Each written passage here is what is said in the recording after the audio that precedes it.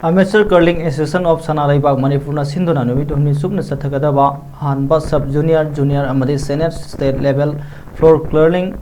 Coaching Camp Amadi Championship 2025-26 Ngasidagi Yarifo to Lehal Multipurpose Hall da Haudokre Category Ahum Thona Kaidolaga Athoen Tanagadoriba Championship Hodopki Thoram Aduda Amateur Curling Association of Sanaraibaki President Su Oiriba Manipur Pradesh Congress Committee Gi Treasurer Gi Thau Puriba Wabugai Kendagi Hanagi MLA MD Fazir Rohim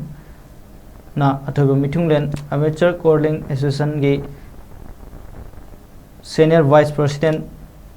Thaunauzam Rameshona Thaurammapu 7 Madras Regiment Andro Army Camp Gi Commanding Officer Lieutenant Colonel Hari Narayan Pal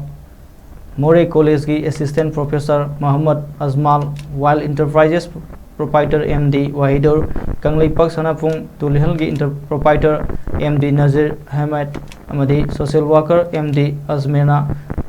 Akhanaba Mitungnen Oina Saru Yaki Championship Aduda Lamdam Asigi Tongan Tonganba District Mangagi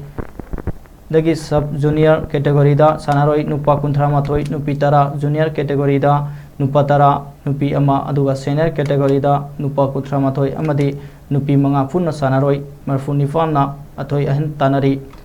Athoi Ba Mitunglengi Warol da ex MLA Fazirahim na Hai Curling Masana Asi Sensu Sangdaba Amadi Haksang Sokani Haibagi Singnaba Leitraba Yamna Samba Masana Amani Adumapu Haujiki Matam Asida Masana Asina Walak Libam Naharol Singda Yamna Kanaba Pi Haibada Haiman Butoloi Ngasigi Championship Asida Saru Yariba Sanaroi Kuding Magna National Amadi International Gi Thakta Championship Oiduna Manipur Imalaiba Ki Mingset Purake Haibagi Wakalonda Kanna Honagadabani Haike